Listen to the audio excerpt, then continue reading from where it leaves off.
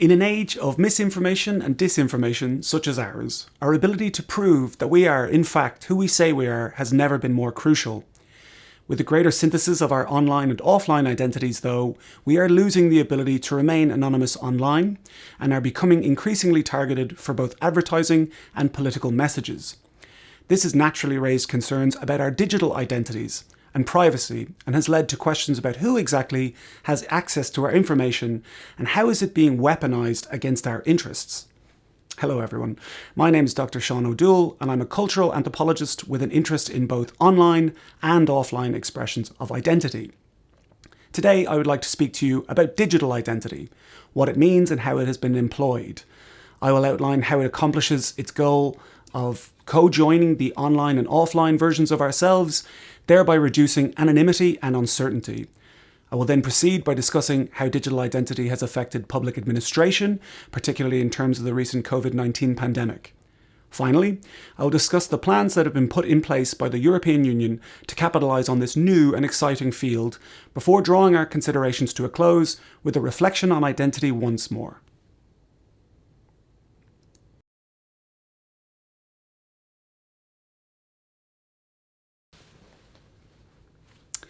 I'd like to begin by asking a question that is fundamental to how we experience our world, which is, what is identity? Our identities are what define us in many senses. They are a shared, subjective reality that guarantees a kind of continuity of interaction and engagement. Say you were to ask me the same question on 2 consecutive days. You would expect very similar responses each time. This is because I'm the same person on both days. And so this quality of subjectivity, continuity, and a degree of sameness over time is our identity. Say I changed my answer from one day to the next. You might think, this person has a twin or an identical doppelganger. You might wonder about my mental state. Noticing this disconnection between one version of my identity and another can be critical when it comes to our expressions of our digital identity. Think of the times when a friend or a loved one's social media account was hacked and how they started to broadcast things that did not sound like it came from them, such as a sudden interest in selling discount Ray-Bans, rather than being something which is more in keeping with who they are. Our offline identity guarantees a kind of continuity, and so too should our digital identity. Our identity is also cultural, social, and political. When it becomes digital, identity has the possibility to become something else. It can become a reflection of who you would like to be rather than who you are. It can be a more pronounced or distorted version of yourself, one who likes to get into arguments with strangers online, for instance, when they would not necessarily do that in the non-digital sphere. This points to an increasing divide between who we say we are and how we represent ourselves, and this might cause us to interrogate the character of our digital identity further.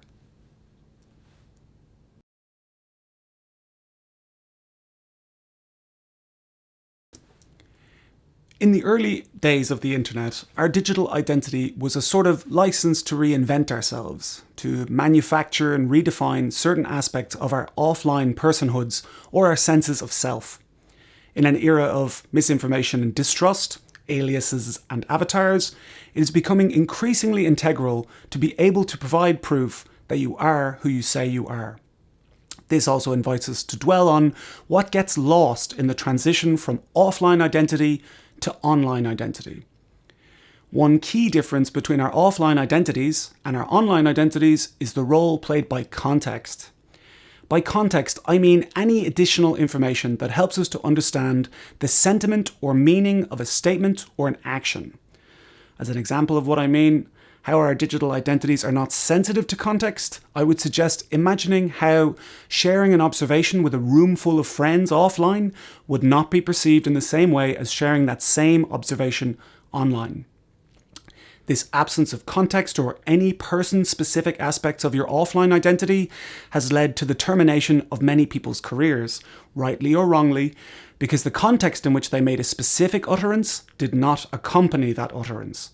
Without context, a lot of information that concerns our digital identities needs to be inferred. Without an awareness of our intention, whether what we're doing is sincere or not, whether we're acting in good faith or not, analysts are often forced to inspect our digital identities and to read between the lines. Analysts must make their best algorithmic guess about our interests to determine what else might interest us and what we might purchase next. There are also stories of digital identity manipulation, of concealment, that allows people to have secret accounts, satirical or pseudonymous accounts, or which can actually disguise a bot who appears to have a digital identity and an agency, but who just sticks to a type of script. There are also areas in which our digital identities can become re-anonymized, such as through purchases made via incognito windows, using cryptocurrency, peer-to-peer network sharing, or the dark web. What that tells us is that digital identity is not wholly widespread just yet, because the exact purpose of these venues is to disguise and to conceal.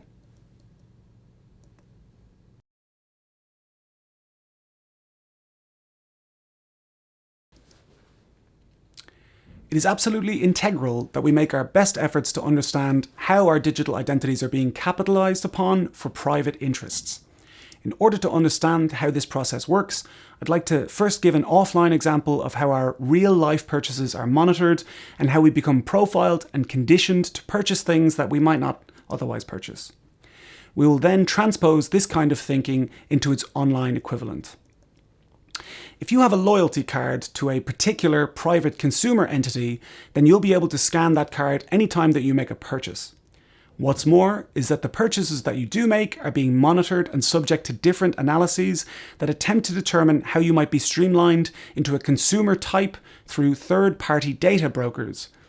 As we know all too well, the aim here is to infer or create a predictor that will allow for companies to anticipate certain future interactions that you'll make.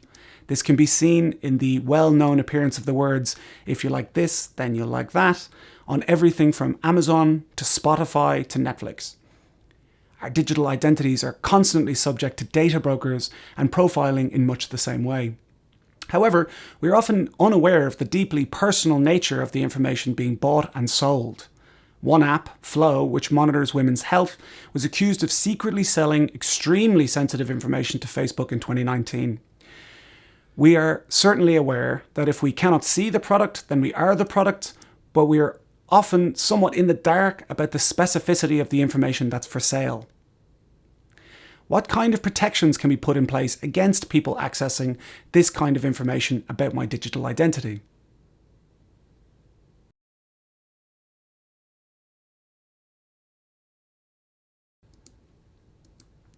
Anyone who's had an active email account for over 10 years will undoubtedly have experienced the increasing complexification of access to our personal email client. This complexity can be seen in the necessity for passwords to be over 8 letters long, to contain at least one piece of punctuation or number, and there's usually an indicator to tell you how robust the password is in determining who you are. Prior to two-factor authentication, if you lost the passwords to any email account, there would be a series of questions that would attempt to determine your digital identity based on your personal biography. What was the name of your first pet? What was your mother's maiden name? And so on. This has largely been replaced by the move to more robust two-factor authentication, or 2FA, a technology that requires a combination of authentication strategies that are more specific and unique to you than simple questions about your personal biography. 2FA has rendered digital identity possible in a much more meaningful way. While it does require a certain kind of idiosyncrasy in information, there are still fail-safes that ask questions that are specific to you, including whether or not you're a robot. But these are coupled with two other possible vehicles to prove that you are who you say you are. The first is technological association. This can come in the form of an email address that you provided when registering with a website, or a phone number on which you will receive a token or personal verification code, which is a limited time frame for use. The second conveyance to prove that you are who you say you are is by way of a bodily association, which can include the provision of biometric information, fingerprints, or a selfie that can ask for a person to rotate their head, such as I'm doing now, in order to make it a lot harder to fool. Two-factor authentication of our digital identity is still an imperfect system when we increasingly employ auto-completion for forms, when we ask Google to save or remember complicated or unwieldy passwords, and the system can become so complex that there is a risk that it will isolate older members of our societies or if we use the same password for many different sites, something which an estimated 60% of internet users do at present.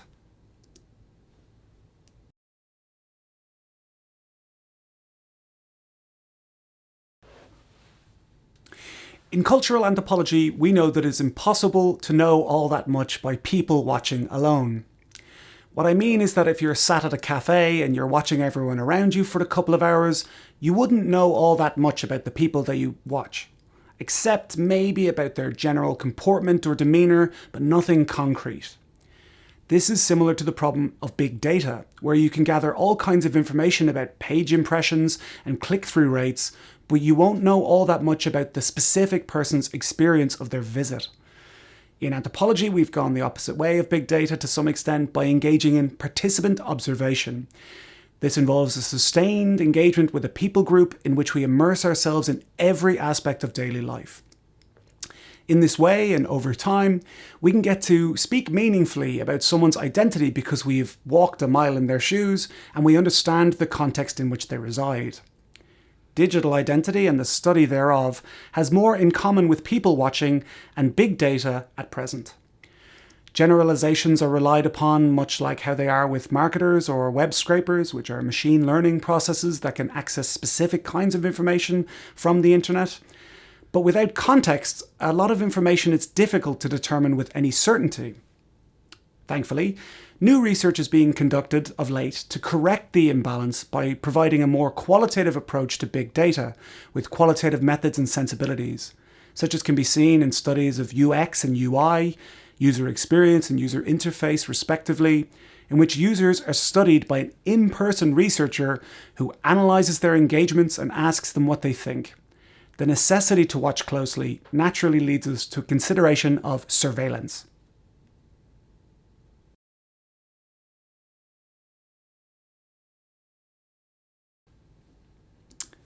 There's an old adage that is commonly repeated in anthropological circles, and it concerns the view that Aboriginal people groups living in Australia don't care to have their photo taken. And this is because they feel that the person operating the camera will own a part of their animus or their living soul. There is a view in many cultures that there is a kind of control that accompanies photographs, and the same is true of certain online interactions. Did I give away too much information about myself just then? What did I get in return? What will the person do with the information that I volunteered or that I was not told that I was volunteering? These are all questions that pertain to digital identity. How many of the things you purchase are things you genuinely desire, and how many of them have been the byproduct of a desire that was manufactured without your awareness on the basis of your digital identity? Many, if not most, free social media accounts survive on an ad revenue model, similar to the Nielsen ratings that dictate the price of commercial real estate on terrestrial television in the United States and beyond. That said, and in tumultuous times, people will accept the consequences of their digital engagements in order for something better. During the COVID-19 pandemic, when it was impossible to share in-person experiences, new digital infrastructures were warmly embraced that facilitated a feeling of shared experiences, such as Zoom and Houseparty, even as these apps courted controversy about privacy. In a manner of speaking, our digital selves could share experiences even as our physical selves could not, and the side effect of this engagement was less important than the interactions that they generated. While I've spoken previously about our digital identities in relation to our consumerist habits, it's important to recognize that it is possible to directly target our voting habits in an effort to sway or alter our views somehow. Our political identities can be manipulated and divined through our access and engagement with particular kinds of social media. This is what Cambridge Analytica achieved when, in its own words, they argued that taking information about voting habits and micro-targeting people actually benefits voters. Evidence that emerged in January 2020 showed that Cambridge Analytica had drafted 100,000 documents on how to affect the outcomes of democratically held votes in over 68 countries. This is a phenomenal cause for concern. Next, I will turn to the topic of public administration more generally in order to examine how our identities can affect our ability to become cashless, to manage pandemics that come along once in a generation, and how we might more conscientiously and discreetly deploy our personal digital identities online.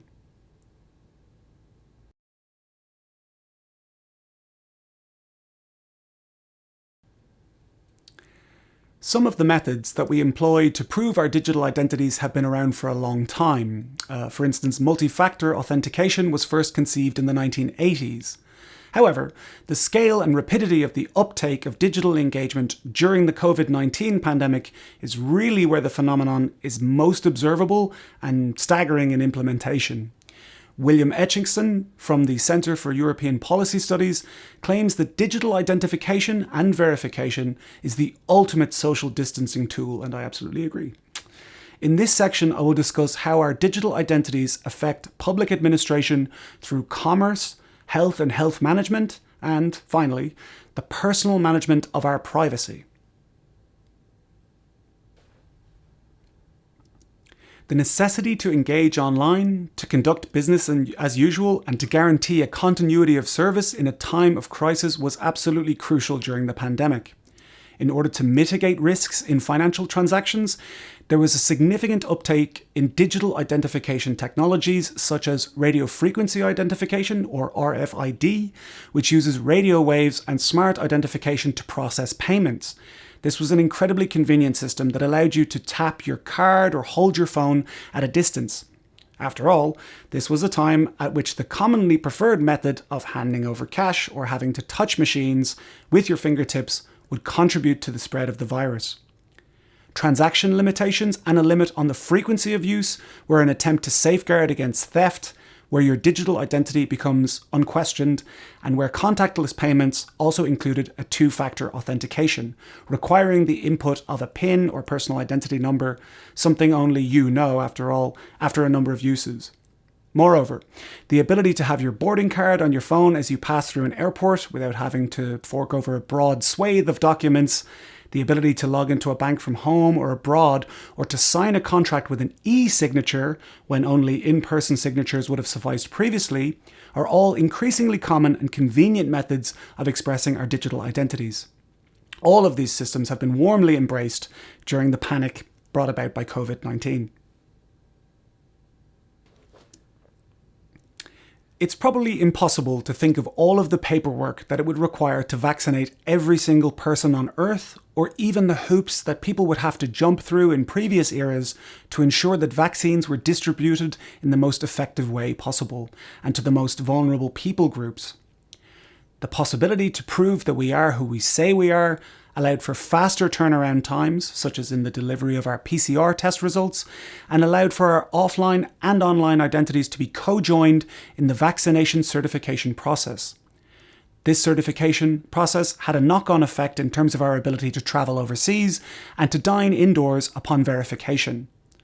That said, COVID-19 brought along a fresh spate of concerns about digital identity from the anti-vaxxer community, who did not wish to be registered in a system of, quote, digital identity enslavement, commonly citing from the Bible, in which Matthew, chapter 8, verse 36, claims, "What good is it for someone to gain the whole world, yet forfeit their soul?"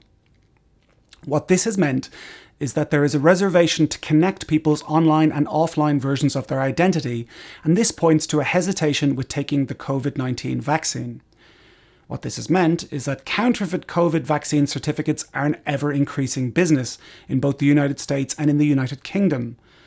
This abuse of digital identities is a clear and obvious risk to the public health, and this risk can only be mitigated through an increasing vigilance in terms of who we say we are and what we have undertaken to protect vulnerable people. In terms of the private administration of our online matters, we can always be more conscious about the tools that we use. There are many ways in which we can modulate our digital identities so that there's less control over our personal information. We can opt to use browsers such as DuckDuckGo, which is not only committed to protecting your personal privacy, but that also makes donations to pro-privacy advocacy groups. Other alternatives include Brave and Mozilla Firefox that attempt to block or restrict the cookies that are employed to generate targeted ads or messages. In terms of personal administration, there are those for whom digital identity is less about privacy and more about concerns about the ecology. The search engine Ecosia, for instance, fully admits to capitalizing upon your digital identity. They do sell your information, but they use part of their revenue to plant trees worldwide and do so after approximately 14 searches. To date, this entity has planted over 132 million trees worldwide.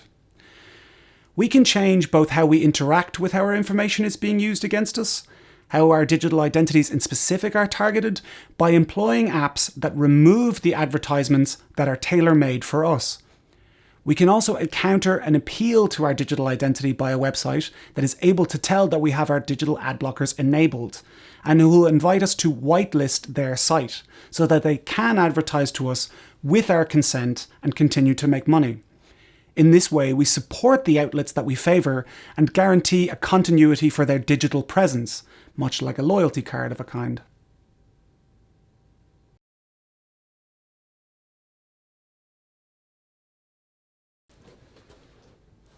Even prior to the COVID-19 pandemic's immense upending of digital governance, the European Union had been laying the groundwork for a digital identity architecture of its own as early as in the European Cybersecurity Act from 2019.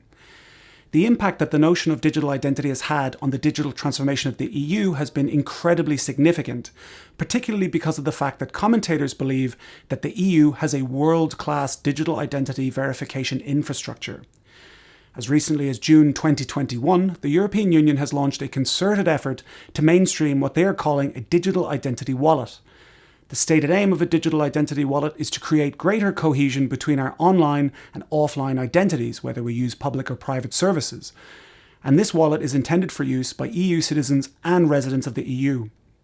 It is not heartening that the EU claims that only 14% of key public service providers currently accept or allow cross-border eID verification without a password.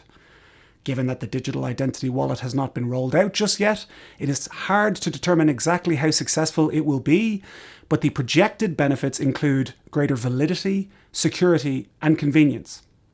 I believe that the European Union has every intention of replicating a digital version of its European identity, which already guarantees freedom of movement and freedom of residence to EU citizens. With a new digital identity, this will allow for greater privacy and frictionless and documentless travel. Moreover, the European Union has the incredibly important task of leading the charge in terms of privacy protection, such as in the General Data Protection Regulation or GDPR. The EU must remain committed to ensuring that the systems that it employs for counter-terrorism measures, such as the passenger number record and Schengen Information System, are also compliant with the GDPR.